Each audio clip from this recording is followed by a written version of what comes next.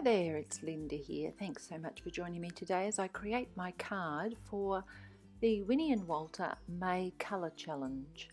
It's been a long while since I've played with any challenges, and I thought this one with the beautiful scene that you saw with the reflection on the water and the silhouetted trees and the beautiful background, I thought it would work nicely with some ink blending and some silhouetted die cutting and a bit of mirrored stamping. So they're the techniques that I'm using today.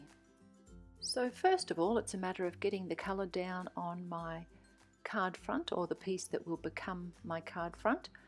This is a piece of Bristol smooth cardstock, and it's beautiful for blending on. It's very forgiving, and the ink goes on very smoothly. So I've sped it up a little bit because it does take me probably 10 minutes at least to ink blend this piece. I'm starting out with Seedless preserves, and I'm working about an inch of colour onto each end of the cardstock and building up the layers, just going back over and over until I get the depth of colour that I want. Then moving on to fired brick. And my sponge was a little bit dry, hence the marks that you saw that went down first. I've discovered over years of ink blending that the more colour you have on, or the softer and more well used your sponge is, the easier it is to blend. So my sponge there was a bit dried out. I needed to get a bit more ink onto it, but then you do need to tap it off so that you're not getting too much colour on at once. But as I said, this cardstock is very forgiving, so those little splotches do tend to just smooth out by the end of it. Moving on then to spiced marmalade, and just working 2 layers of that on each end of the cardstock, and then just 1 layer of the mustard seed through the centre. And that's where my mirrored stamping will go, so that's the lightest part of the blending that I want today. So then it's just a matter of working my way back through the colours, back onto spiced marmalade here, building up a bit more depth now, because you sort of lose the colour before sometimes when you move on to the next colour. So I definitely need to get some more fired brick in there, you'll see. So back to the fired brick now, and just building up some extra layers of that towards the ends of the card where the Seedless preserves or the purpley colour is. So it's such a beautiful picture today for this Winnie and Walter May Colour Challenge, with the gorgeous sunset colours and the trees reflecting on the water. So it really did inspire me to see what Winnie and Walter products I had first of all that I could use for this challenge, and I found a couple of gorgeous stamp sets, and then ended up deciding on the one with the thanks. It's called the Big, the Bold and You, and I ended up choosing the thanks sentiment for my mirror stamping. So once I've got all my ink blending done, it's time to move on to the mirror stamping, and you'll see me using my VersaFine Onyx black ink for the mirror stamping. I do have some issues with it. It I always tend to smudge it, and that does happen today unfortunately, but it's not too obvious. So I'm using this little bit of acetate that helps you line up everything in your MISTI. That's what I'm using today for my mirror stamping. You can use a larger stamp than the word stamp or whatever you're trying to mirror the image of, but this was easiest because it was right there, handy at my fingertips.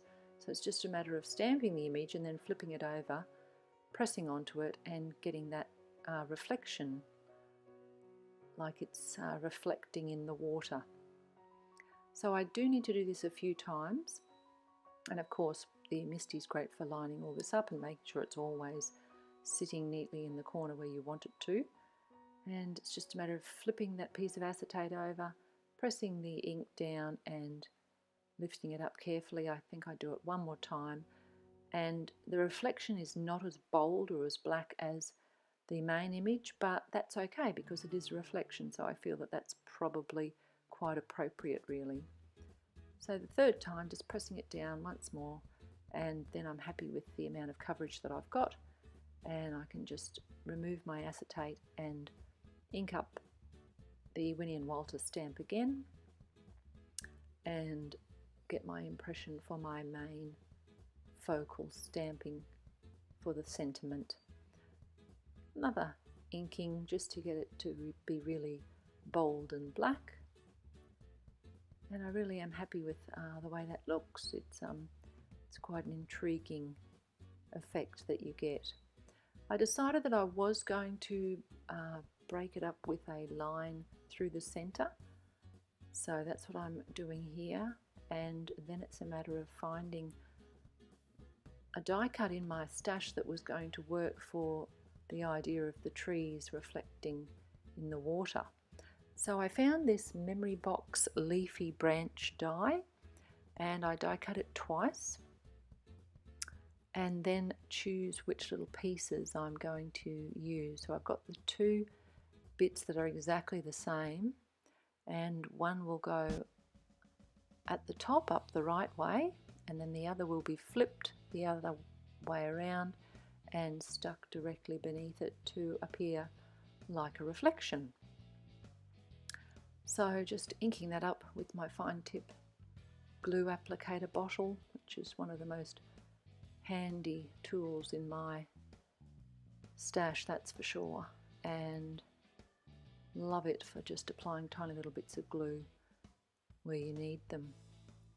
And then just the same for the die cut piece that's going to go at the bottom to look like it's the reflection in the lake. So once I've got those down, I just decide I'm going to add a little bit more of the same on the other side of the card front. So I cut a little piece there that will work nicely just before the T. Then I find out where that same piece is on the second die cut, cut it exactly the same, and then it's just a matter of using the fine tip glue bottle again to add my glue and stick those two pieces in position. Then it's just a matter of adding some sequins, again exactly mirror images of each other, some red, some gold and some orange, and then I add some dewdrops, some pretty pink posh, mini sequins, the clear ones, and my card is complete. Thank you so much for joining me today. I hope you've enjoyed the techniques, and I'll see you again soon.